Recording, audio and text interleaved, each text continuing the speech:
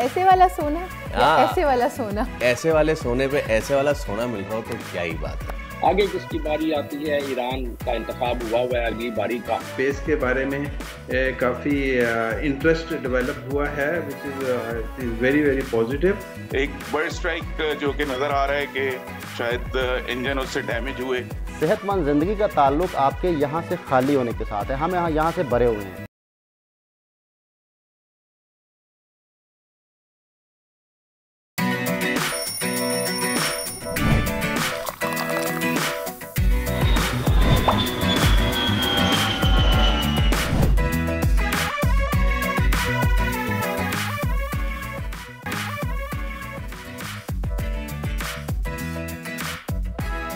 अस्सलाम वालेकुम, खुशामदीद जी आया नू बखैर आगले भली करे आया। वर्षत के दुनिया बोल है के साथ मैं हूँ सोनिया सुंदर और मैं हूँ सैयद फैसल करीम।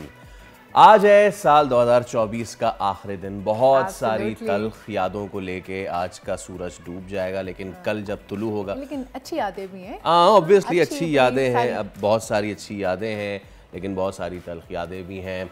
अच्छी यादों में से हमारे स्पोर्टिंग इवेंट्स बहुत अच्छे हुए, ख़ासतौर पे अरशद नदीम। अगर पूरे साल को अहाता करना पड़ेगा तो एक तो IQ कमर जो हमारा चाइना की हेल्प से चांद पे मिशन गया, और वो javelin throw the golden arm boy Arshad Nadeem, ये दो मेरे लिए तो पिन मेजर इवेंट्स थे। लेकिन फैसल ऐसा है कि चले ये इवेंट्स तो ठीक हैं, लेकिन कुछ ना पर्सनली भी बंदे की कुछ new year resolutions, new year goals होते हैं कि भाई आने वाला साल जो है इसमें मैं वज़न कम करना चाहता हूँ, या मैं अपनी पर्सनैलिटी ग्रूम करना चाहता हूँ, या मैं फ़लाना डिग्री अचीव करना चाहता हूँ, या कुछ हासिल करना चाहता हूँ।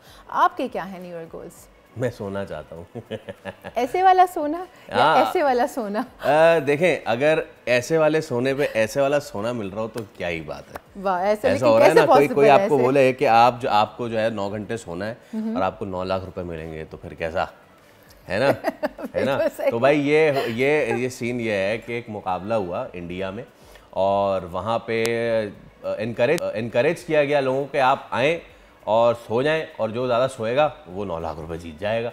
अच्छा, ये और ये देखें, ये किशोरी पाटिल नामी खातून है और इन्होंने ये मुकाबला जीत भी लिया। How happy she is. Yes, कितना सोई है, बड़े सोतू हैं यार ना। बेसिकली स्टोरी बिहाइंड दिस ये है कि आपको पता है कि आजकल के फास्ट पेस्ड वर्ल्ड में लोग नींद को इतने ज़्यादा प्रायोरिटाइज नहीं करते, जबकि 8 से 9 घंटे, 7 से 8 घंटे हेल्दी लाइफस्टाइल के लिए। तो ये जो मुकाबला कराया गया था लोगों में शऊर उजागर करने के लिए कि भाई ठीक है, आप काम भी कीजिए, आप पैसा भी कमाइए, लेकिन आप सोएं भी, और जो अपने दिन के 8 घंटे हैं उसको आप प्रॉपर स्लीप के लिए कहने का मकसद ये था कि अपनी ज़ात को प्रायोरिटाइज करें, अपनी सेहत को प्रायोरिटाइज करें। एग्जैक्टली, और प्रायोरिटाइज करने के अगर ऐसा पैसा मिल रहा है तो फिर तो क्या ही। बाय द वे, इस कंपटीशन के 3 सीजन हो चुके हैं। 4थे सीजन में मैं तो जा रहा हूँ रजिस्टर कराने। जब तक मैं रजिस्टर कराता हूँ जब तक चलते हैं बड़ी खबर की जानिब। तब्दीली का साल 2024, 4 अरब लोगों का हक़ राय दही का इस्तेमाल। पाकिस्तान, भारत, अमेरिका, बरतानिया समेत 80 ममालिक में इंतखाबात हुए। सिर्फ 1 साल में दुनिया बदल गई। 2024 साइंस और टेक्नोलॉजी के एतबार से अहम तरीन साल। पाकिस्तान चांद पर पहुंच गया। IQ कमर मिशन का कामयाब तजर्बा। पाकिस्तानी साइंसदान डॉक्टर खालिद जुबैर के लिए गॉर्डन बेल प्राइज अवार्ड भी नवाजा गया। 34 पाकिस्तानी महक़क़ीन आलमी सतह पर टॉप 2% साइंसदानों की फहरिस्त में शामिल। 2024 जाते जाते मुसाफिर तैयारे बनाने वाली सबसे बड़ी कंपनी बोइंग पर सवालिया निशान छोड़ गया। 1 माह में 2 फिजाई हादसा के बाद कंपनी के सिक्योरिटी प्रोटोकॉल्स पर तनकीद हो रही है। कजाकिस्तान और जनूबी कोरिया में होने वाले अफसोसनाक हादसा की वजूहात जानने की कोशिश करेंगे आज के प्रोग्राम में। और उम्र 5 साल, कारनामे बेमिसाल। सुफियान महसूद ने एक और गिनीज वर्ल्ड रिकॉर्ड अपने नाम कर लिया। 30 सेकंड में सबसे ज्यादा एल्बो टू नी स्ट्राइक्स का रिकॉर्ड अपने नाम करने वाले कम उम्र तरीन मार्शल आर्ट से आज होगी मुलाकात। चलिए करते हैं प्रोग्राम का बाकायदा आगाज, and this is going to be the last programme of this इस साल का हमारा आखिरी प्रोग्राम। Let's make it a very good programme. साल 2024 कई एतबार से ये यादगार साल रहा है। इस साल की ख़ास बात ये थी कि इस एक साल में दुनिया के 80 छोटे बड़े ममालिक में इलेक्शन का इनेकाद हुआ। यानी साल 2024 में दुनिया भर के 4 अरब से ज़ायद लोगों ने वोट कास्ट किया। कि इस दौरान कहीं पर ब्रिज उल्टे, कहीं बाजियां पलटी, कहीं पर हुकूमती वज़रा पर वही मेहरबानियां हुई और यूँ दुनिया भर में 2024 को तब्दीलियों का साल करार दिया गया। पाकिस्तान, भारत, अमेरिका और ईरान में भी ये साल आम इंतखाबात का था। अब अगर बात की जाए भारत, ईरान और अमेरिका की, तो ये वो ममालिक जिनसे राह रस्म रखने या ना रखने की बुनियाद पर पाकिस्तानी खारजा पॉलिसी पूरे खित्ते के लिए अहम तरीन होती है। ठीक इसी तरह अमरीकी इंतखाबात में डोनाल्ड ट्रंप की फतह भी दुनिया के लिए नई तब्दीलियों का पेशखिमा करार दी जा रही है। एब्सोल्युटली। इसी पे हम ज़रा अब बात कर लेते हैं। हमारे साथ मौजूद हैं डॉक्टर जमील अहमद ख़ान, जो कि सीर है। और बहुत शुक्रिया डॉक्टर साहब, thank you so much for your time. एक ऐसा साल कि जिसमें कहा जा रहा था कि ये साल हक़ राय दही का साल करार दिया जाएगा आने वाले वक्तों में। हम इलेक्शंस पे भी बात करेंगे और क्या कुछ दुनिया के मंजरनामे पे तब्दीली आई है डॉक्टर साहब। हमने देखा पाकिस्तान में इंतखाबात हुए, भारत ने एक बार फिर जो उनकी वही जो पॉलिसी हिंदुत्व उसी को उन्होंने कंटिन्यू रखने का मैंडेट दिया, ईरान में हुए और उसके साथ साथ अमेरिका में ट्रंप दोबारा वापस आए। तो बैनुल अक़वामी मंजरनामे पे इस साल को कैसे देखते हैं इलेक्शंस के पर्सपेक्टिव से? पहले तो सुबह बखैर और साल नौ की आमद बखैर।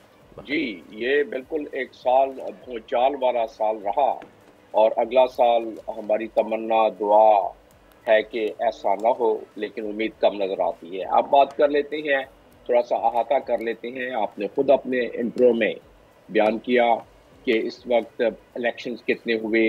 इन इलेक्शन की एक ख़ास इनफरादी बात यह है कि दुनिया राइट विंग के तरफ जा रही है। इन इलेक्शनों में आप यूरोप में देखें, मुख्तलिफ जगहों पर देखें, और वो के डेमोक्रेसी है अमेरिका में, लेकिन वहाँ भी राइट विंग प्रिवेल करता नज़र आ रहा है, बल्कि कर गया है, ख़ासतौर पे डोनाल्ड ट्रंप के इंतखाब से। अब इसका इम्पेक्ट और ज़ाहिर है इसका असर पूरी दुनिया पर पड़ता तो है, अमेरिका के सदर के इंतखाब से और वहाँ की पॉलिसी से, और पाकिस्तान जैसे ममालिक पर इसका ज़्यादा असर पड़ता है, क्योंकि ज़्यादातर हमारी डिपेंडेंस उन इदारों पर है जिसका कंट्रोल अमेरिका के पास है, जैसे IMF हो गया, वर्ल्ड बैंक हो गया, अमेरिका से बायलैटरल रिलेशन हो गए, UNO में कोई करारदाद पास होने जा रही है, वहाँ ये तमाम चीज़ें मुनसर होती हैं। मिडल ईस्ट में क्या हो रहा है, मिडल ईस्ट में अमेरिका का कितना इन्फ्लुएंस है, उसका हम पर क्या असर पड़ता है, इब्राहिम अकॉर्ड का क्या होने वाला है।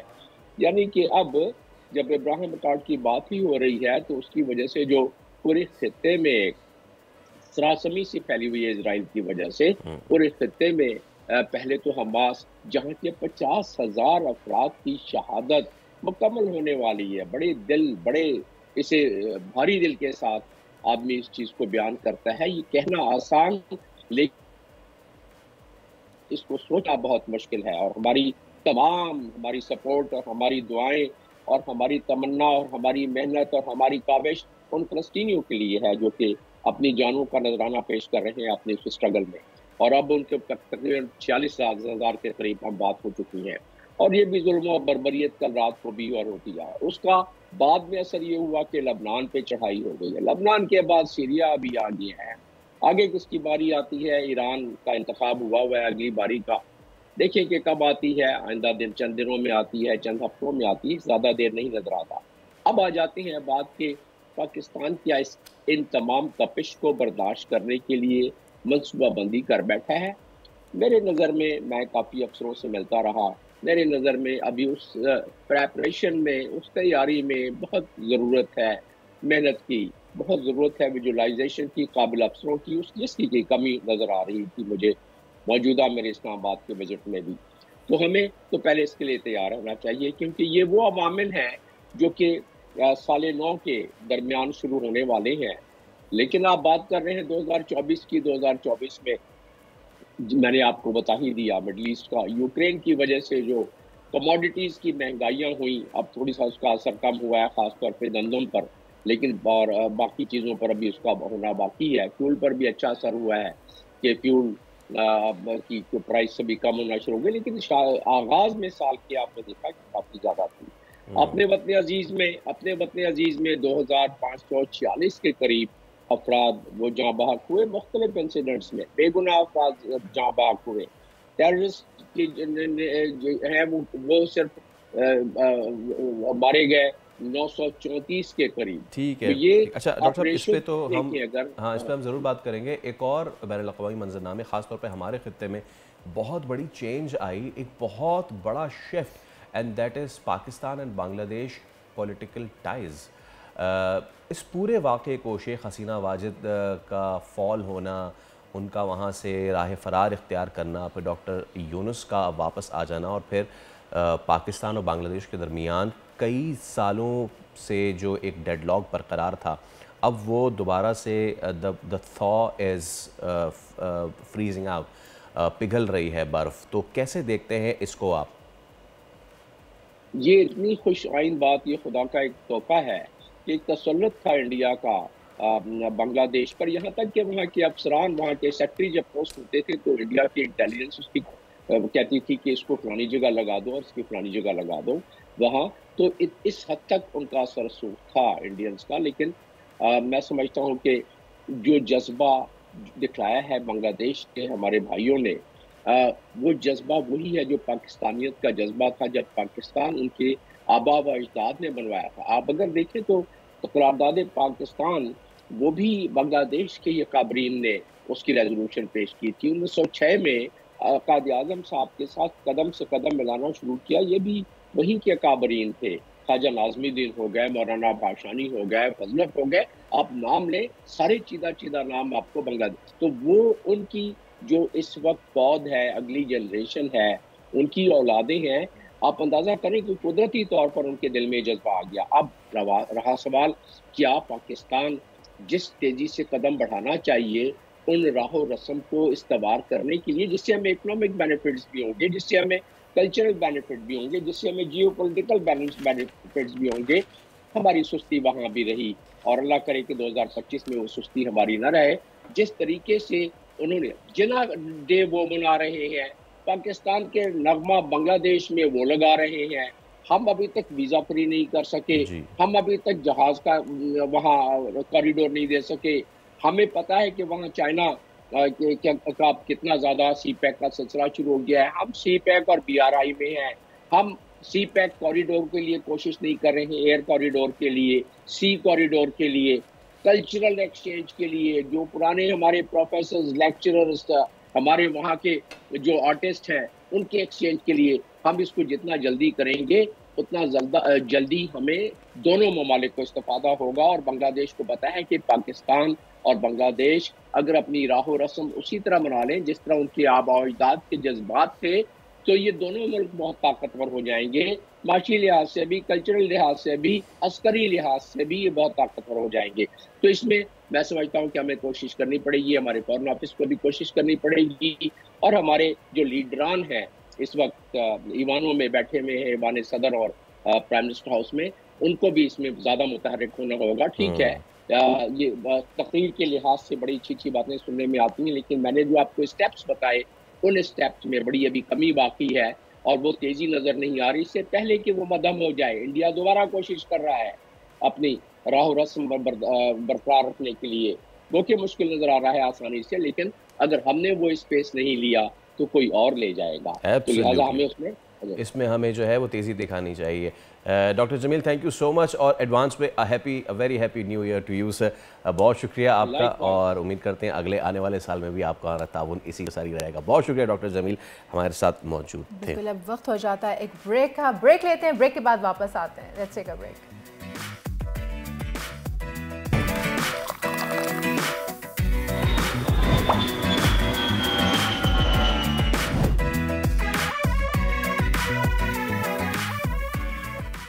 आप देख रहे हैं प्रोग्राम दुनिया बोल है। पाकिस्तान में साल 2024 साइंस और टेक्नोलॉजी में होने वाली पेशरफ्त के हवाले से काबिल ज़िक्र साल रहा। पाकिस्तानी जामियात और मुहक्किकीन की कई अहम तहक़ीक़ात को बैनुल-अक़वामी एज़ाज़ात से नवाजा गया है, और इस साल सिर्फ नस्ट इस्लामाबाद के 43 मुहक्किकीन को आलमी सतह पर टॉप 2% साइंटिस्ट्स की फहरिस्त में शामिल किया गया, जो यकीनन बड़ा एजाज़ है। बिल्कुल, और इसी तरह से आगा खान यूनिवर्सिटी कराची के साइंसदानों की एक टीम जदीद जिन एडिटिंग टेक्निक का इस्तेमाल करके काफ़ी सारे उन्होंने स्किल सेल्स एनीमिया के जो इलाज वगैरह होते हैं उसके लिए वो अभी तक कोशिश आए, उनको भी सराहा गया। उसके मंसूबे को वेलकम लैब फंड ने $1.5 मिलियन की माली इमदाद देने का भी ऐलान किया, which is very good initiative. लेकिन सबसे बड़ा जो कारनामा अंजाम दिया इस साल वो था खलाई मिशन। बहुत बड़ी कामयाबी मिली। IQ कमर चांद के मदार में दाखिल हुआ और साल 2024 में Lahore university of management sciences के प्रोफेसर डॉक्टर ज़ुबैर खालिद की टीम को गॉर्डन बेल प्राइज़ का एजाज़ भी मिला। इन्होंने ऐसा मॉडल तैयार किया था जो माहौलियाती तब्दीलियों के बायस सैलाब, खुश्कसाली, दीगर कुदरती आफात की दुरुस्त और जल्द पेशन गोई करता है और इसको बहुत सराहा भी गया है। माह 2024 में पाकिस्तानी तारीख में पहली दफ़ा बैक वक्त 7 इंसानी अज़ा को मुंतकिल और महफूज किया गया है। तो इस सब पे हम बात कर लेते हैं। जैसे कि हमने आपको बताया था कि सबसे जो अहम अचीवमेंट थी पाकिस्तान की, जिसको हम सेफली कह सकते हैं कि Pakistan is on the moon, तो प्रोफेसर डॉक्टर कमरुल इस्लाम हमारे साथ मौजूद हैं, director science and technology research institute के जो IQ कमर की जिनके नाम पे है और उनको हम बहुत बार मुबारकबाद दे भी चुके हैं और एक बार फिर उनको मुबारकबाद देते हैं और डॉक्टर साहब उनका वेलकम भी करते हैं। अस्सलाम वालेकुम and thank you so much for your time. What an year we have had for the science and technology, और आपके नाम से ये मंसूब रहा। तो कैसा आप सम अप करते हैं हमारे न सिर्फ इस प्रोजेक्ट को बल्कि इस पूरे साल को पाकिस्तान के लिए in the perspective of science and technology? Thank you for having me. Basically मैं तो जनरली तो खैर आपने बहुत सारी बातें की हैं और काफ़ी अचीवमेंट हुई हैं in the science engineering field, लेकिन जो स्पेस में हमारा जो एक बड़ा कदम है और ये जो हमारा लूनर बड़ा सक्सेसफुली हुआ है और इसके बाद हम और काफ़ी सारे जो स्पेस प्रोजेक्ट्स करने भी जा रहे हैं। तो एक तो ये कि ये पहला हमारा काफ़ी बड़ा कदम था कि हमने चांद पे अपना सैटेलाइट लॉन्च किया and it was done successfully, और उससे हमारे सारे पैरामीटर्स भी हमारे एज पर डिज़ाइन आए और the satellite is still orbiting. अभी इसकी ऑर्बिटल लाइफ है। हम it will going to come down to the moon surface like in about 6 months ना। और जो फ्यूचर प्रोजेक्ट्स में मैं आपको बताऊं कि जो स्पेस है, space sector specially world wide बहुत ज़्यादा डायनेमिक है और बहुत ज़्यादा इसमें तहकीक हो रही है। स्पेशली चांद में नेक्स्ट ईयर में अमेरिकन बहुत सारे मिशंस हैं। हमारा अगला जो प्रोजेक्ट है तो एक रोवर का प्रोजेक्ट है, लूनर रोवर का प्रोजेक्ट। वो 2028 में हमारा जो अपनी रोवर है वो चांद पे लैंड करेगा और ये भी चाइना के जो चेंगे 8 मिशन है उसके साथ जाएगा और ये फिर अपने एक्सपेरिमेंट्स करेगा on the surface of the moon.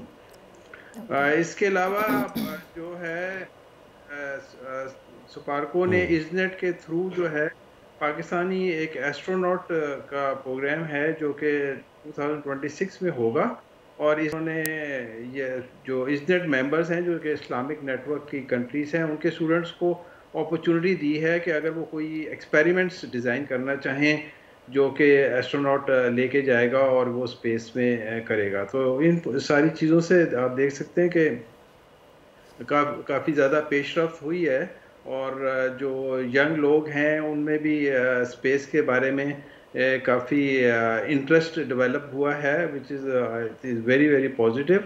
और आप जो स्पेस टेक्नोलॉजीज़ का एक बड़ा फ़ायदा ये होता है कि इसके स्पिन ऑफ्स होते हैं जो कि आपके एवरीडे यूज़ में काम आते हैं, जो कि आपके सोशियो इकोनॉमिकल डेवलपमेंट है उसमें बड़ी मदद देता है। तो इसलिए लिहाज से हमारा ये 2024 तो बहुत सक्सेस गया है और जो फ्यूचर में भी हमारे बड़े अच्छे प्रोग्राम्स हैं जो कि जी। अब आपने अभी 2024 का बताया कि G24 में आपके स्पार्को ने भी जो है वो लॉन्च किया है प्रोग्राम। उसके अलावा हम रोवर चांद पे भेज रहे हैं और यूथ जो है उसकी तरफ आ रही है साइंस की तरफ। मैं जानना चाहूँगी कि 2024 में इनके अलावा और कौन कौन से ऐसे इनिशिएटिव्स हैं जो लिए गए हैं जो कि 2025 में आप उनको इम्प्लीमेंट करेंगे?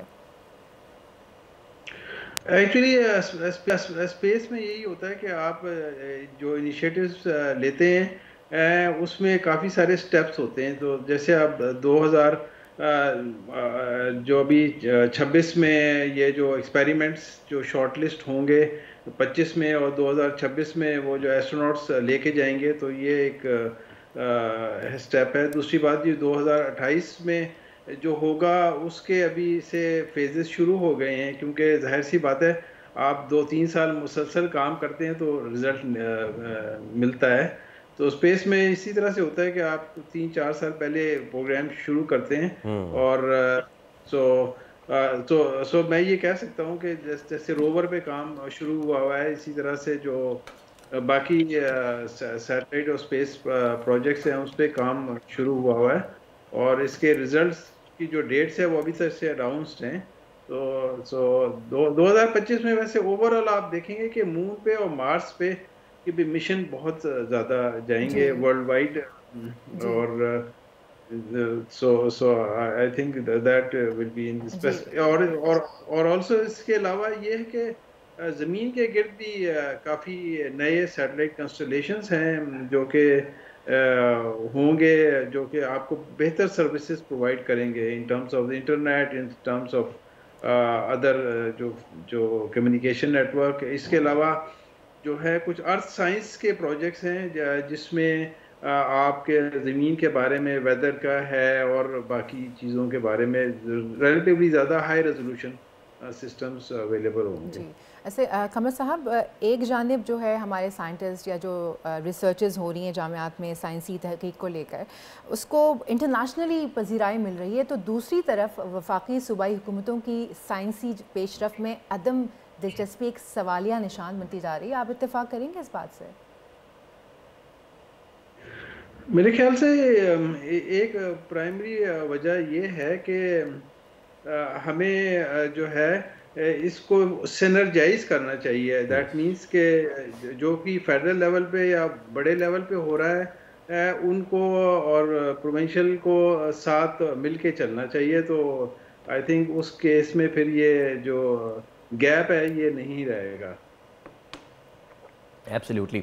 और जैसा कि कमर साहब आप बात कर रहे थे कि न सिर्फ IQ कमर, लेकिन इसके साथ साथ और भी दीगर इस तरह के प्रोग्राम्स जो कि इस पूरे साल आए, पाकिस्तानी स्टूडेंट्स का, पाकिस्तानी जो हमारे तालिब इल्म हैं उनका बहुत ज़्यादा इंटरेस्ट जो है इस फील्ड में हुआ। What can we do in the coming year, because आपको पता है कि ये एज जो है it's all the internet age and the 5G age, लेकिन व्हाट कैन वी डू कि हम ना सिर्फ उन अपने नौजवानों को जो उनके पॉजिटिव मकासद हैं इस एज के उसकी तरफ राग़िब कर सकें, बल्कि दीगर फील्ड्स जो दीगर भी हैं उनकी तरफ हम राग़िब कर सकें। पॉलिसी साज़ों का, आप लोगों का एक जॉइंट एक गठजोड़ होना चाहिए ताकि हमारी जो एक यूथ की बल्ज है उसको हम प्रॉपर यूटिलाइज़ कर सकें। जी, आपने बिल्कुल सही कहा है। पाकिस्तान की एक बड़ी जो स्ट्रेंथ है वो उसकी यूथ है और यूथ को जब ऐसी अपॉर्चुनिटीज़ मिलती हैं या उनका इंटरेस्ट डेवलप करना सबसे इम्पॉर्टेंट चीज़ है, क्योंकि जिस चीज़ में उनका इंटरेस्ट डेवलप हो जाता है obviously they are young, they are energetic, they can work for it. तो एक जनरल ओवरऑल पॉलिसी और इसमें जो है गवर्नमेंट की भी और प्राइवेट सेक्टर्स की भी बहुत ज़रूरत है कि वो इसमें ना कोशिश करें और प्लानिंग को और बेहतर किया जाए और awareness is very important. Generally ये होता है कि बहुत सारी चीज़ों से यूथ जो है अवेयर नहीं होती, इस वजह से भी उनका इंटरेस्ट बहुत सारी चीज़ों में डेवलप नहीं होता। और एक प्राइमरी रीज़न मैं आपको बताऊं वो ये भी है कि जो हमारी स्कूल या कॉलेज लेवल पे जो हमारी एजुकेशन है वो उस तरह की कॉन्सेप्चुअल नहीं है जो कि बहुत सारे यूरोपियन अमेरिकन कंट्रीज़ में है। तो उनका बेस उस तरह से मजबूत नहीं होता, उन्हें काफ़ी मेहनत करके फिर हायर लेवल पे आना पड़ता है। तो उसकी भी हमें ज़रूरत है कि हम स्कूल और कॉलेज लेवल पे जो हमारी तालीम है उसका जो फाउंडेशन है वो ज़्यादा बेहतर की जाए। और प्रोफेसर साहब, मैं आपसे एक बहुत एलिमेंट्री सवाल पूछने लगा हूँ, लेकिन क्योंकि ये आपने कहा कि बेस मजबूत, तो वहीं से मैं सवाल डिराइव करता हूँ अपना आपकी मौजूदगी का फ़ायदा उठाते हुए कि क्या आपको लगता है कि ये 2025 बरस हो चुके हैं एक नई मिलेनियम में हमें दाखिल हुए, अब वक्त आ गया है कि हम अपनी ग्रास रूट लेवल के करिकुलम को उस तर्ज पे ले आएँ कि जहाँ हमें बच्चों के लिए एक रैट रेस क्रिएट ना करें कि बेटा तू फर्स्ट आएगा तो यू आर द वन, और अगर तुम थर्ड या फोर्थ आ गए तो जी आपका कुछ नहीं हो सकता। हमें अब वक्त आ गया है कि पूरी दुनिया जहाँ जिस डगर पे चल रही है, एक्सेलेंस के पीछे जा रही है रादर देन डिग्री के पीछे, हम भी अब उसी पे आ जाएं। रादर देन हम अपना रटोफाई सिस्टम उसको हम ख़त्म करें, कॉन्सेप्चुलाइजेशन की जानिब जाएं, अंडरस्टैंडिंग की जानिब जाएं, रादर देन रोट लर्निंग पे ही टिके रहें। जी बिल्कुल बिल्कुल आपने सही कहा है कि जो आपका कोग्निटिव लेवल होता है, मतलब जो अंडरस्टैंडिंग का लेवल होता है, उसका सबसे जो बेसिक होता है वो आता है किसी चीज़ को याद रखना। अब इंफॉर्मेशन तो हर जगह अवेलेबल है, उस याद रखने वाली जो चीज़ है वो इज़ नॉट दैट इम्पॉर्टेंट। ये है कॉम्प्रिहेंशन और मतलब उसको अंडरस्टैंड करना और उसको यूटिलाइज करना, ये जो चीज़ है। और ये कि जितने भी कॉन्सेप्ट हैं स्टूडेंट्स को, यंग लोगों को उसको चैलेंज करने की ज़रूरत है, ताकि वो उसको टेस्ट करके देखें कि ये इसमें कितनी एक्यूरेसी है। उसको वो खुद भी कई दफ़ा यंग लोग जो हैं, कोई एल्गोरिथम है या कोई चीज़ है उसमें बेहतरी ला सकते हैं और लाते हैं। तो आई थिंक ये हमारा जो बेसिक कॉन्सेप्ट है ना ऑफ एजुकेशन, उसमें एक तब्दीली लाने की ज़रूरत है। स्पेशली स्टूडेंट्स को इनकरेज करना चाहिए to learn and to challenge things, specially जो रैशनल चीज़ें हैं, जो साइंटिफिक चीज़ें हैं, उनको खुद टेस्ट करें। उसमें कोई उनको चीज़ नज़र आती है तो उसको ऑब्जर्व करें। तो I think that is very important. All right, professor doctor Kamrul Islam साहब, बहुत शुक्रिया आपका, और इसलिए प्रोग्राम में तशरीफ़ लाए, और इसलिए भी कि आपने पाकिस्तान का नाम अपने नाम के साथ मंसूब करके कहते हैं दुनिया में रोशन आपने चांद तक पहुंचा दिया है। तो आपका बहुत शुक्रिया, thank you so much for your time sir. और अब हो जाता है वक्त ब्रेक का वक्त आ गया है, लेकिन कहीं जाना नहीं है क्योंकि प्रोग्राम अभी बाकी है मेरे दोस्त। Let's take a break.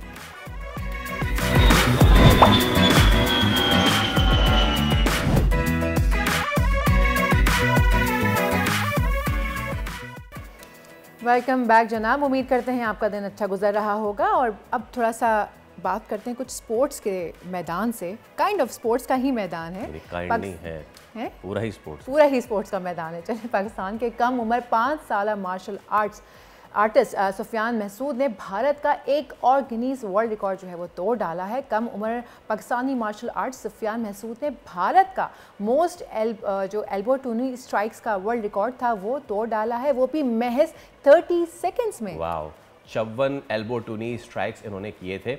कम उम्र मार्शल आर्टिस्ट ने 30 सेकंड्स में 79 एल्बो टूनी स्ट्राइक्स करके बड़े मार्जिन से रिकॉर्ड बनाया है, और पाकिस्तान के लिए कम उम्र तरीन गिनीज वर्ल्ड रिकॉर्ड होल्डर वो अब बन चुके हैं। और उस पर सबसे अच्छी बात है कि वज़ीर आज़म शहबाज शरीफ ने भी इनको जो है, जो 5 साल सुफियान महसूद हैं, उन्होंने उनसे मुलाकात की है, एक्नॉलेज किया है, उन्होंने गुफ्तगू भी की है। अभी सारी गुफ्तगू क्या रही, हम बात कर लेते हैं। सुफियान महसूद हमारे साथ मौजूद हैं, एंड विद हिम उनके वालिद भी हमारे साथ मौजूद हैं, जो कि माशाल्लाह से इरफान महसूद ख़ुद गोल्ड मेडलिस्ट हैं और ख़ुद बहुत सारे रिकॉर्ड्स बना चुके हैं।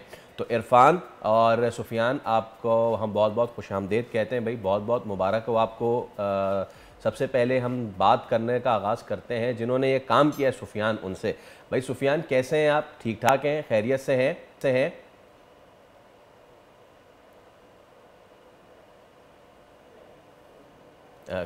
Can we hear Sufiyan? Irfan, आपको हमारी आवाज़ आ रही है? जी, आ रही है आवाज़, क्लियर है। ओके, मेरे ख्याल से सुफियान की हमें आवाज़ नहीं आ रही, तो चलिए पहले आपसे हम आगाज़ करते हैं।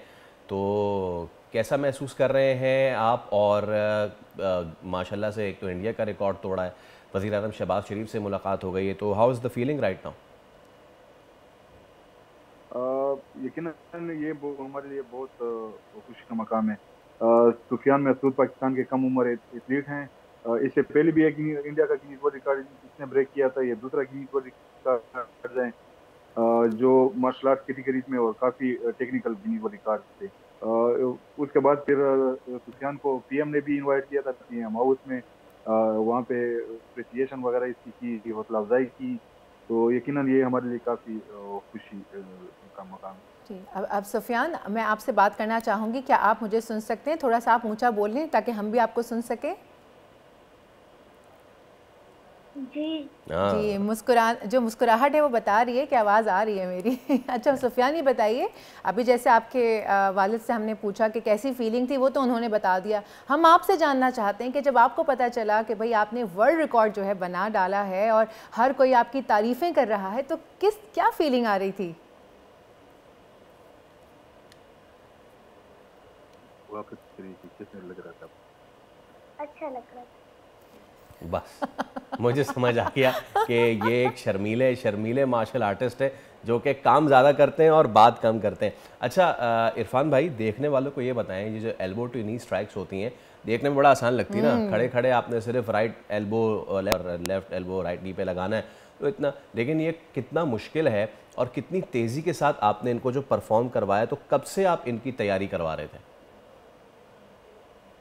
देखें, ये गिनीज वर्ल्ड रिकॉर्ड से काफ़ी मुश्किल रिकॉर्ड था। मैं खुद ये ट्राई कर रहा था, क्लब के लड़के कर रहे थे, तो काफ़ी हमें यानी जो टाइम फ्रेम था उसमें हम बीट कर लेते, लेकिन इतने बड़े मार्जिन से पॉसिबल नहीं था जितना सुफियान ने किया था। इसके गाइडलाइन से आपने कमर स्ट्रेट रखनी थी, आपने अपने जो सर है वो स्ट्रेट रखना था। 54 रिकॉर्ड था इंडिया का, तो तोड़ना तो हमारे लिए, जैसे हम बड़े उम्र के एथलीट हैं, हमारे लिए इजी था, लेकिन ये अंडर 16 कैटेगरी में आ रहा था, और इसके लिए जो टाइम फ्रेम है, जब बच्चे वो अटेम्प्ट करने तो उसको फिर गाइड करना, उस तरीके से जो गाइडलाइन है उसको फॉलो करना, वो थोड़ी मुश्किल होते हैं। क्योंकि ये मेरे साथ क्लब जाते रहते हैं, वहाँ पर हमारी अकेडमी है, बाकी लड़के वहाँ पे ट्रेन हो रहे हैं, तो वही एक्टिविटीज हम करते रहते हैं फिटनेस के हवाले से, मार्शल आर्ट के हवाले से। तो इसके लिए सुफियान ने सिर्फ 5 दिन प्रैक्टिस की हुई थी इस रिकॉर्ड की।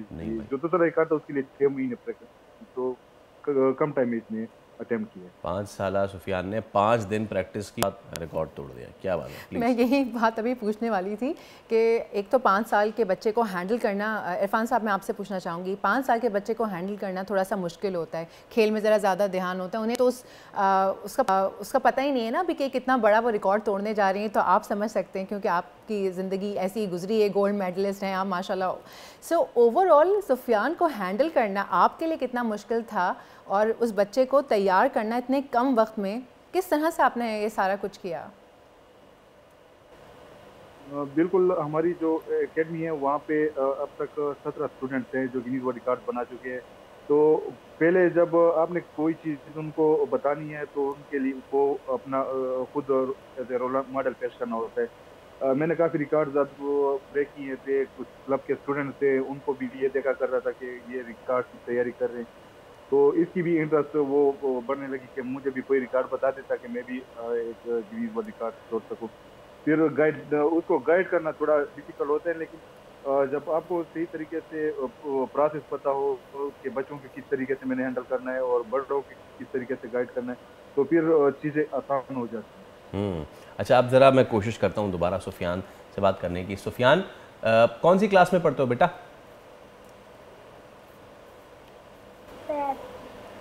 अच्छा, और पढ़ाई में कैसे हो आप? पढ़ाई में भी अच्छे हो, मार्शल आर्ट में भी अच्छे हो। जब आप करते हो ये सारा काम सुफियान, डर वर नहीं लगता? नहीं लगता। उसने ऐसे सर हिला के नहीं, उसने कह दिया है, उसने सर हिला के कह दिया है, डर नहीं लगता। I guess is very shy. अच्छा, वैसे जब लड़ाई होती है बच्चों की आपस में, तो सुफियान अब क्या करते होंगे? वही अटैक वहाँ सामने फ्रेंड्स के ऊपर भी? जी चल ओके। ऑल्दो के मार्शल आर्ट जो है वो अपने आप को डिसिप्लिन करने का नाम है, लेकिन अगर कोई बदमाशी करे तो ठीक है। अच्छा, आखिर में इरफान साहब ये बताएं, अगला रिकॉर्ड कौन सा है आपकी नज़रों में कि जो आपने नन्हे से तोड़वाना है? कुछ गिनीज वर्ल्ड रिकॉर्ड है, उसकी ये प्रैक्टिस कर रहे हैं इंशाल्लाह। उम्मीद है कि वो जब हम अटेम्प्ट कर ले वहाँ से अप्रूव हो जाएगा तो आप लोग दोबारा हम इन्वाइट करेंगे, आप लोगों को पता चल जाएगा कौन सा, ऐसे सरप्राइज हम देंगे आपको। चले ठीक है, बहुत शुक्रिया इरफान मसूद और सुफियान, आप दोनों को बहुत बहुत मुबारकबाद, और इसी तरीके से आप पाकिस्तान का नाम रोशन करते रहेंगे। बिल्कुल ऐसा ही है। और अब वक्त हो जाता है एक ब्रेक का, छोटी सी ब्रेक लेते हैं, ब्रेक के बाद वापस आते हैं। वेलकम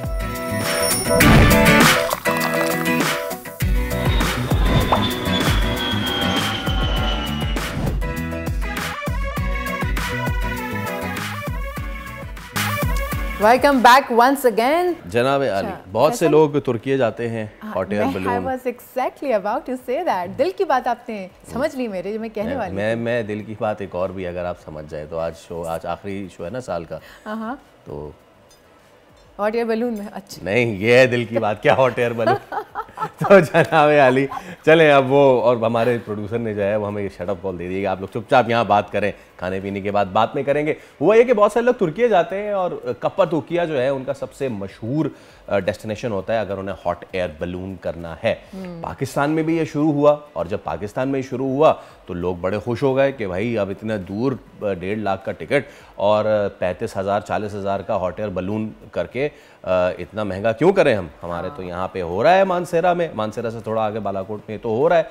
लेकिन फिर हुआ ये कि जैसा हमारे यहाँ होता है, 4 दिन की चांदनी और फिर फड़ा गया एयर बलून। पुलिस ने सामान जो है और बलून सारा जब्त कर लिया, और हॉट एयर बलून को जो है, हाँ प्लीज़ बताएं सर, बताएं। तफसीलात ऐसी कि मानसरा के पहले हॉट एयर बलून को पुलिस वालों ने जब्त कर लिया, और पुलिस का कहना था कि इंतजामिया की जो है वो उन्होंने NOC नहीं ली है प्रॉपर, और ये गैर कानूनी हॉट एयर बलून उड़ाने से जानी नुकसान का अंदेशा भी है।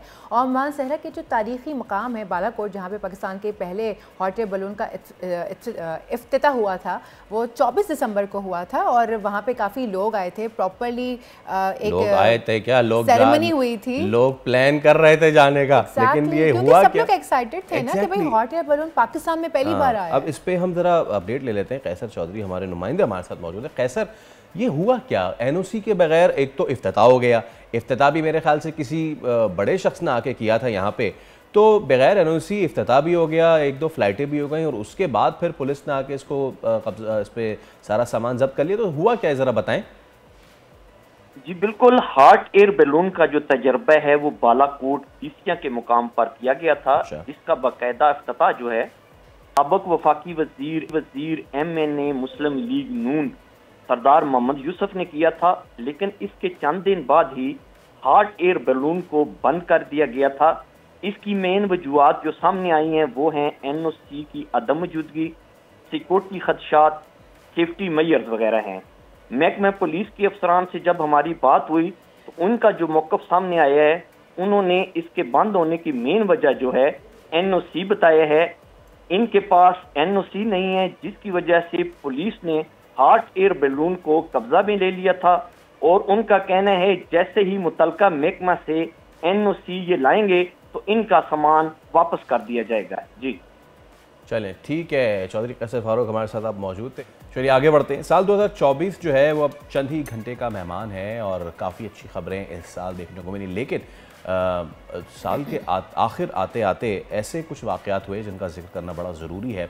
एक के बाद एक हवाई जहाज़ों के हादसात की खबरें सुनी, दर्दनाक मनाज़िर देखे। कहा जाता है कि हवाई जहाज़ का सफ़र जो है वो दुनिया का सेफेस्ट सफ़र है, लेकिन ऐसा फिर क्यों हुआ कि पहले कज़ाकिस्तान, जहाँ पे बाकू से उड़ान भरी थी अज़रबैजान एयरलाइंस के तैयारे ने, और फिर साउथ कोरिया, वहाँ पे इस तरह का हादसा, ये बेली लैंडिंग हुई थी, और ये मतलब कि बयान भी करने से मैं कासिर हूँ जिस तरह के ये मनाजिर हैं। कनाडा और नॉर्वे में भी इसी तरीके की इमरजेंसी लैंडिंग हुई है।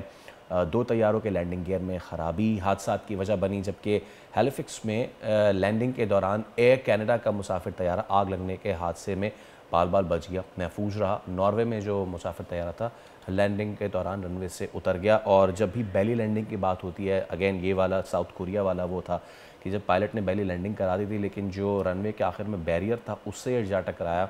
इसमें 2 मुसाफिर बच गए थे। जो अज़रबैजान एयरलाइंस का तैयारा था उसमें तकरीबन 27 के 38 अफराद बचे थे, और उसके तो अंदर के मनाजिर भी सामने आ गए थे जो कि बहुत ही भयानक थे।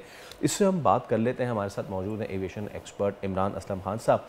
और जब भी मुझे बेली लैंडिंग का कोई भी शख्स इस तरह इस्तेमाल करता है, मुझे PIA का वो बदनसीब जहाज़ याद आ जाता है जिसमें हमारे बहुत से प्यारे, हमारे मीडिया के एक बहुत ही ज़बरदस्त सीनियर अंसार नकवी साहब भी उसमें शहीद हो गए थे।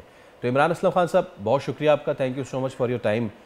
इमरान साहब, ये दुनिया का सेफेस्ट तैयारा है बोइंग और दुनिया का सेफेस्ट ट्रैवल है एयर ट्रैवल, लेकिन ये अचानक से इस महीने दिसंबर का महीने में यके बाद दीगरे इस तरह के वाक़यात देखने की क्या वजूहात हो सकती हैं आपकी नज़र में? बहुत शुक्रिया। मेन तो इसमें ये है कि इस वक्त आप ये देखिए कि ट्रैवल सीजन है और पोस्ट कोविड जो रिकवरी हुई है एविएशन इंडस्ट्री में और जो ट्रैवल स्टार्ट हुआ है, तो एविएशन इंडस्ट्री में इस वक्त आप ये समझिए कि बूमिंग सिचुएशन है। बहुत ज़्यादा एयरलाइंस ग्रो कर रही हैं, जिस स्पीड के साथ एयरलाइंस ग्रो कर रही हैं उस स्पीड के साथ जो है वो जो हाईली स्किल्ड मैन पावर चाहिए होती है वो उस हिसाब से ट्रेन हो नहीं पा रही है। और लोग जो हैं मतलब इसमें बेसिकली देखा जाए तो एयरलाइंस लैग कर गई हैं, क्योंकि कोई ये एक्सपेक्ट नहीं कर रहा था कि कोविड के बाद इस तरह से इतना तेज़ बूम आएगा इस इंडस्ट्री में। तो मेन रीज़न तो ये है कि वो स्किल्ड मैन पावर की अवेलेबिलिटी की शॉर्टेज है। ये बहुत सारे लोगों के लिए सरप्राइजिंग होगा, लेकिन it is one of the facts. जहाँ तक आप काज़ाकिस्तान के बारे में, तो वहाँ पे जो क्रैश हुआ है बेसिकली वो लिंक्ड है वॉर जोन एक्टिविटी के हिसाब से। किसी भी स्टेट की रिस्पॉन्सिबिलिटी होती है कि अगर कोई इस तरह की एक्टिविटी हो रही हो जिसमें कि वो एयर डिफेंस एक्टिवेटेड हो, तो उन्हें अपनी एयर स्पेस को क्लोज करना होता है। वहाँ पे इस वजह जब ये हादसा हुआ तो ओवरहेड ग्रोसनी जो था वो it was like under attack by Ukrainian drones और रशियन एयर डिफेंस वहाँ पे एक्टिव था। और अब ये चीज़ जो है ऑलमोस्ट प्रूव ही हो गई है कि वो, क्योंकि आपने देखा होगा कि रशियन प्रेसिडेंट ने भी इसके ऊपर अपोलोजाइज किया है। तो वो तो एक अनफॉर्चुनेट हादसा था जिसमें कि जाहिर है कि इंसानी जानों का ज़िया भी हुआ और एविएशन इंडस्ट्री में भी उसका खासा असर पड़ा। उसके बाद आ जाते हैं कोरियन, ये साउथ कोरियन हादसे के ऊपर। तो वहाँ पे बेसिकली ये हादसा जो था वो इसकी शुरुआत तो इवेंट्स की इस तरह से होती है कि एक बर्ड स्ट्राइक जो कि नज़र आ रहा है कि शायद इंजन उससे डैमेज हुए और उसके बाद एक सीरीज ऑफ इवेंट शुरू होता है। जहाज ने टच डाउन तो कर दिया था without engines, without landing gears और विदाउट फ्लैप्स, यानी लैंडिंग कॉन्फ़िगरेशन में नहीं था। लेकिन उसके बाद रनवे एक्सकर्जन होती है, जहाज रनवे से बाहर निकलता है और एक ऐसी दीवार से टकराता है जो वहाँ पे नहीं होनी चाहिए थी। वो लोकलाइजर एंटेना के लिए बनाई गई थी। इसका स्टैंडर्ड प्रोसेस या प्रोसीजर ये होता है कि इसको ज़मीन के साथ बनाया जाता है और ये एंटीनाज इस तरह के होते हैं जो इम्पैक्ट के साथ बहुत इजीली ब्रेक हो जाते हैं। वहाँ पे उस कंक्रीट वॉल की वजह से बेसिकली ये बड़ा हादसा हुआ, अदरवाइज बहुत सारी जानें बच सकती थी। यानी कि इमरान साहब जितने भी ये हादसा हुए ये प्रिवेंटेबल थे, इनको रोका जा सकता था। अच्छा, जब भी हम बात करते हैं इसमें बेली लैंडिंग हुई, लैंडिंग गियर, अगेन मुझे वो याद आ जाता है जो PIA का जहाज़ बेली लैंडिंग के कराने की कोशिश में जब क्रैश किया था।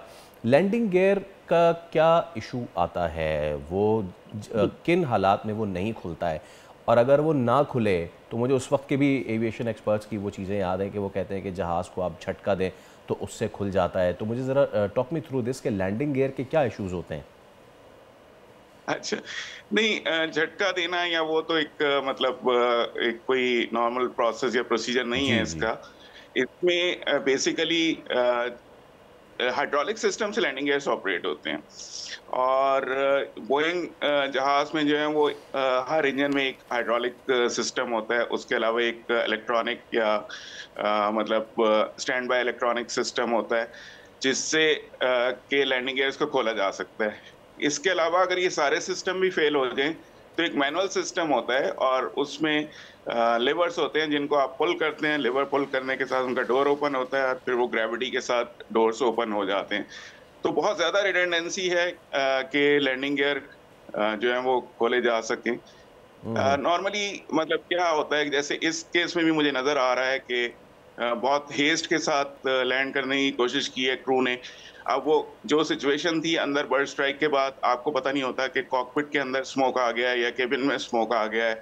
आप इस तरह की हेस्टी सिचुएशन में उन्होंने लैंड करने की कोशिश की तो they were coming very high speed. अगर उन्होंने लैंडिंग गियर्स डाउन करने की कोशिश भी की होगी तो वो एक स्पीड की वजह से कि जिसमें सेफ्टी प्रोसेस होता है कि लैंडिंग गियर्स की स्पीड एक होती है जिसपे आप सेफली लैंडिंग गियर्स को डाउन कर सकते हैं। तो लैंडिंग गियर लीवर डाउन होने के बावजूद भी लैंडिंग गियर्स नीचे नहीं आते हैं, क्योंकि अगर वो हाई स्पीड के साथ नीचे आए तो उनके टूटने का खदशा होता है। ये एक सेफ्टी मेजर होता है जहाज में। यही सेम केस जो है वो PK-8303 के साथ हुआ था कि उन्होंने लैंडिंग गियर्स डाउन जरूर किए थे, लेकिन हाई स्पीड आने की वजह से वो लैंडिंग गियर्स ओपन नहीं हुए थे।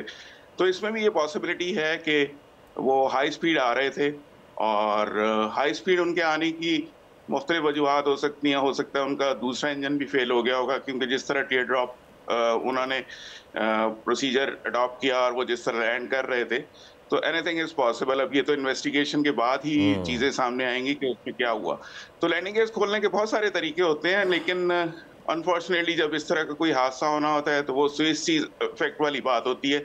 देयर आर मेनी होल्स जिनकी वजह से कोई भी इस तरह का हादसा पेश आता है। Absolutely, thank you so much. Imran Aslam Khan साहब हमारे साथ मौजूद थे, और क्यों साल 2025 में जा रहे हैं तो उम्मीद करते हैं कि इस तरह के हादसा की खबरें इस साल हम ना सुने और सुनाएं। हाँ, ये एक चीज़ ज़रूर है सोनिया के, क्योंकि ईयर एंड पे देयर इज़ अ रश, लोग वेकेशंस के लिए आगे पीछे जा रहे हैं और सारी चीज़ें, तो बिल्कुल हाँ। लेकिन एक बात जो इमरान साहब ने की वो ये कि क्योंकि ये इंडस्ट्री इतनी ज़्यादा बूम कर गई है तो हमारे पास वर्ल्ड वाइड स्किल्ड स्टाफ नहीं है। Now this has to be investigated. I think हमें आने वाले शोज़ में इस पर लाजमी बात करनी चाहिए। बिल्कुल ऐसा ही। अब लेते हैं एक छोटा सा ब्रेक के बाद वापस आते हैं।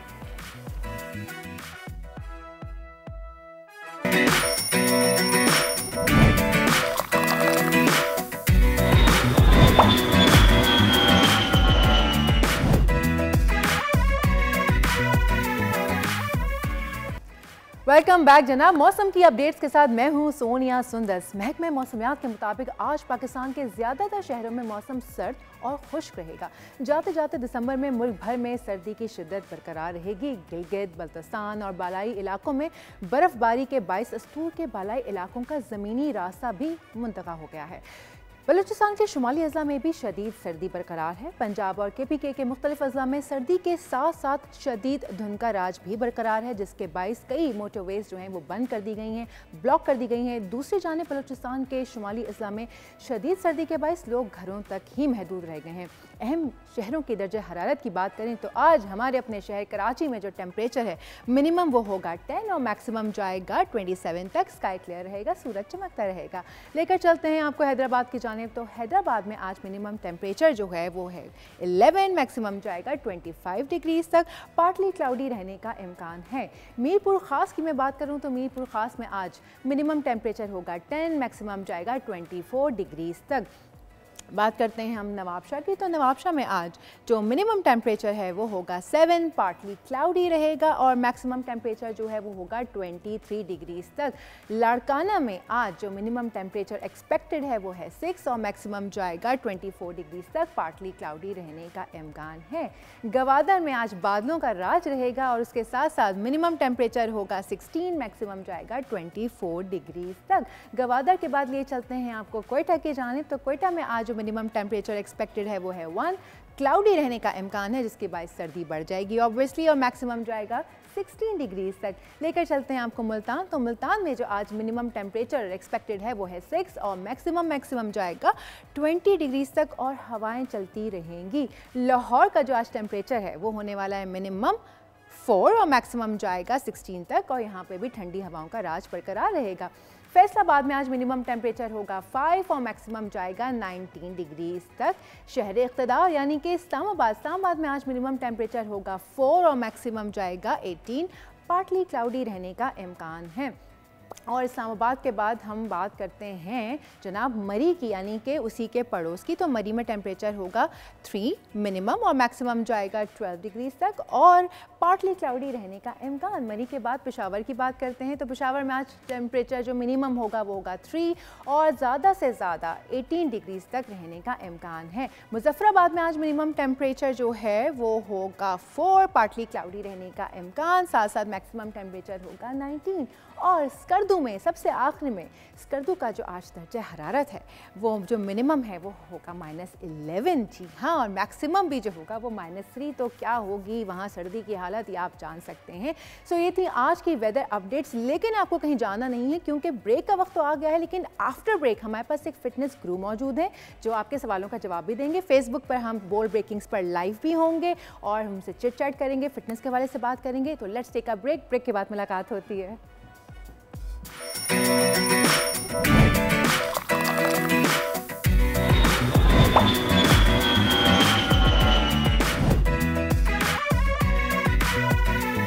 वेलकम बैक जनाब। ब्रेक में जाने से पहले जब मैं वेदर अपडेट्स आप लोगों को दे रही थी, मैंने वहीं पे अनाउंस कर दिया था कि आज हमारे जो स्टूडियोज़ में ना फिटनेस गुरु आने वाले हैं और हम उनसे बातचीत करेंगे। तो बातचीत जो है वो हम योगा के हिसाब से करने वाले हैं। जो योगा एक ऐसी वर्जिश जिससे मुख्तलिफ जिस्मानी और जहनी बीमारियों का इलाज मुमकिन है। और ख़ास तौर पर साल के आखिरी दिन जब हम इरादे कर रहे होते हैं कि यार ये साल तो निकल गया, अगले साल मैं जाऊँगा, अगले साल मैं जिम जाऊँगा, वो अगला साल हर पीर आता रहता है। तो नईम योगी हमारे साथ मौजूद हैं। अस्सलाम वालेकुम सर। सबसे पहले तो बहुत शुक्रिया आपका। और हम आगाज़ इस चीज़ से करना चाहेंगे कि जितना जिस्म ज़रूरी है जहन भी उतना ज़रूरी है।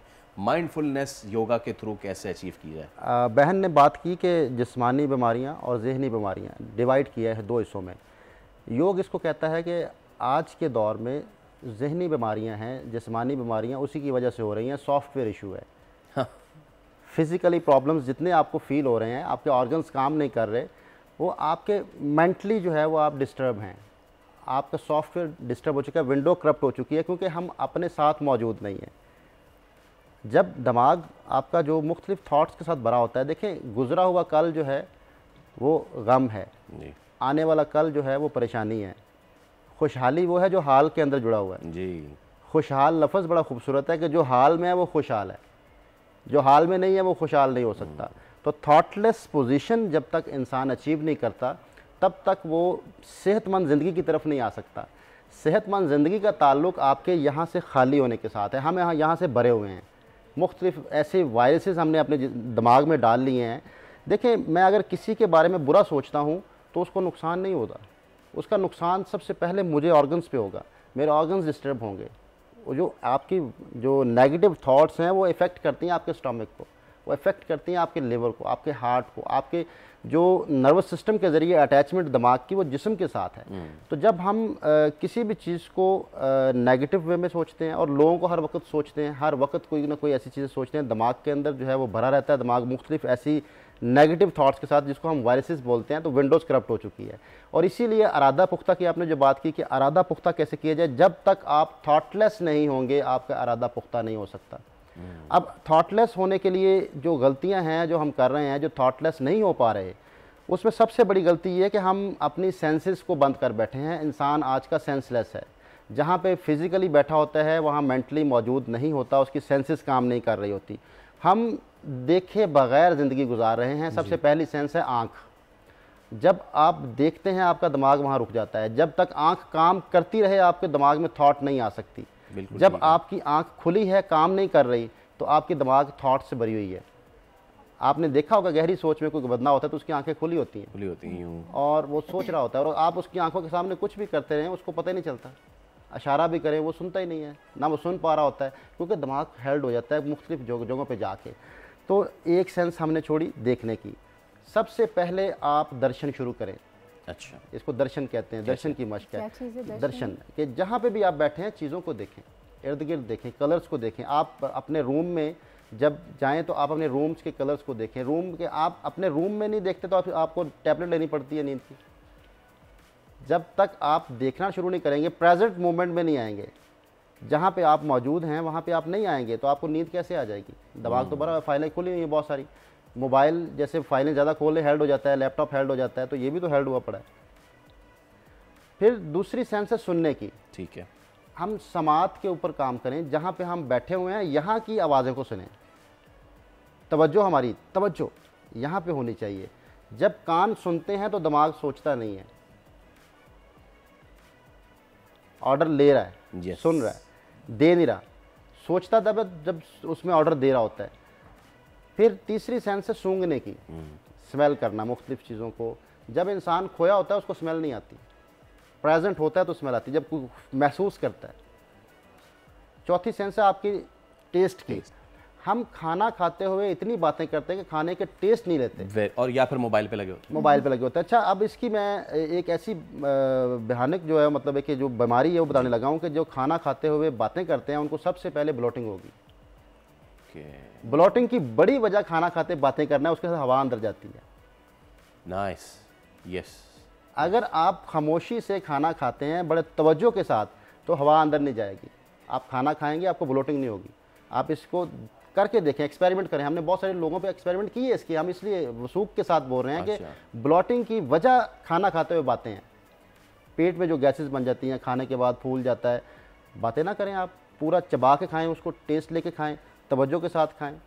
और फिर एक जो खाने के ऊपर बात कर रहे हैं तो एक और मैं बहुत गलत और आम जो चीज़ चल रही है, हम खाना खाते हुए ऐसे फोल्ड हो जाते हैं जी, और फिर खाते हैं, नीचे झुक के खाते हैं। इससे क्या होता है कि मैदे का मुंह बंद हो जाता है। ठीक है। जिन लोगों के सीने पे जलन होती है वो इसी वजह से होती है कि मैदे के मुंह पे आपके जो है इंजरी होना शुरू हो जाती है। आपका खाना जब आप निगलते हैं, एक तो चबाते नहीं हैं और वो रगड़ खाता हुआ जाता है, मैदे के मुंह पे इंजरी, इंटरनल इंजरी हो जाती है। तो इसका हाल है कि अपने जब भी खाना खाएं सीने को उठा के सीधा रखें ताकि वो जो रास्ता है वो बंद ना हो। बहुत बारीक सा रास्ता है जो मैदे का मुंह आपका है, उसके अंदर से खाना आराम से गुजर जाए। अगर इस तरह सीधे होकर खाना शुरू कर देंगे, बैक स्ट्रेट रख के, तो अभी कभी भी आपको सीने में जलन नहीं होगी। यहाँ पे जिनको बोझ फील होता है खाना खाने के बाद, बड़ा छोटी छोटी टेक्निक्स हैं जिन पे अमल करके हम बीमारियों से बच सकते हैं, लेकिन हम सोचते नज़रअंदाज किया हुआ है ना। अच्छा, ये बताइए कि हमने ये सारी चीज़, अब एक चीज़ होती है कि हमारे जहन में थॉट्स बहुत सारी हैं। मैं सुबह उठाऊँ और मैंने वो कर लिया, मैंने ये करना, ये करना, ये करना, ये सारी चीज़ें करनी है। एक तो थॉट्स का बहुत ज़्यादा होना, और दूसरा मसला ये भी है कि उनका एक प्रॉपर ऑर्डर में ना होना। और जब वो प्रॉपर ऑर्डर में नहीं होती, उनकी प्रॉपर प्लानिंग नहीं होती, तो उनमें से कोई भी काम नहीं हो रहा होता। तो अपने अपने अपने मेंटल पीस को कैसे अचीव करें थ्रू योगा कि हम उन चीज़ों को ऑर्डर में ला सकें और जो काम जितना है उसको उस हिसाब से कर सकें। जी, इसके लिए बहुत आसान टेक्निक योग ने बताई है कि आप हर मूवमेंट के साथ अवेयर हों। अगर आप बग़ैर अवेयर हुए काम करते हैं कोई भी, जैसे फिज़िकली मैं काम यहाँ पे कर रहा हूँ, दिमागी तौर पर कहीं और मौजूद हूँ, तो मेरे सारे काम डिस्टर्ब हो जाएंगे। वो काम जो कर रहा हूँ वो भी डिस्टर्ब हो जाएगा। आप उतने उसमें इन्वॉल्व कितने हैं, आप जो भी कर रहे हैं, जो अवेयर मूवमेंट है, अवेयर मूवमेंट, ये गैर ज़रूरी जो गैर अरादी मूवमेंट होती हैं, ये आपकी एंग्जाइटी होती है। आपके जिस्म में पैर का हिलना, हाथ का हिलना, कभी किसी चीज़ को छेड़ना, बैठे हुए अक्सर लोग करते हैं ना, ये गैर अरादी जो मूवमेंट है, ये बीमारी है, ये फिटनेस नहीं है। आपके जिस्म के अंदर जो हरकत, हर वक्त आप वॉक भी कर रहे हैं तो अवेयर वॉक करके देखें। आपके दिमाग की तरफ से ऑर्डर जिस्म पे अगर आना शुरू हो गया, आपने इसको हाकम बना दिया, तो आपके सारे काम ठीक हो जाएंगे। इसको हाकम इसलिए बनाना कि अल्लाह ने इसको सबसे ऊपर रखा है, हाकमियत इसकी है, इसके ज़रिए से सिस्टम चल रहे हैं। हमने इसको मफलूज किया हुआ है। इस टाइम इंसान जो सेंसलेस हम बात करते हैं, वो दिमाग की नहीं सुनता, वो इसकी सुनता है, जिस्म की सुनता है। तो इसके लिए बड़ा आसान एक ब्रीदिंग भी बताऊंगा जिससे आप दिमागी तौर पर मजबूत होंगे। आपकी जो आपने अरादा की बात की, अरादा की पुख्तगी आएगी उसमें उसका नाम तो अनुलोम विलोम है, लेकिन उसको अल्टरनेटिव ब्रीदिंग कहते हैं। वैसे नईम साहब, इस वक्त हम ज़रूर ये करना चाहेंगे, लेकिन हमारे पास वक्त की कमी है और हम straight away 30 second 30 seconds to you sir. Left side से सांस लें, मैं तेज़ कर रहा हूँ, आहिस्ता कीजिएगा। राइट साइड से निकाल दें। ओके, राइट साइड से सांस लें, लेफ्ट साइड से निकाल दें। राइट, लेफ्ट से लिया, राइट से निकाला, राइट से लिया, लेफ्ट से निकाल दिया। ये करते करते आपको नींद आ जाएगी। रात को सोने से पहले करें, बेड पे लेटे हुए करें, बहुत पुरसुकून नींद आएगी, किसी गोली की जरूरत नहीं होगी और दिमाग खाली हो जाएगा। छोटी छोटी टेक्निक। चलें, बहुत शुक्रिया नईम साहब, और आज के प्रोग्राम से इतना ही। Happy new year in advance. बिल्कुल, आपके एडवांस का बस हैप्पी न्यू ईयर होना शुरू हो गया। कल जब मुलाकात होगी तो हम नए साल में मिलेंगे आप लोगों से। मेरा अभी रात में होगा। I got some plans. अल्लाह हाफ़िज़।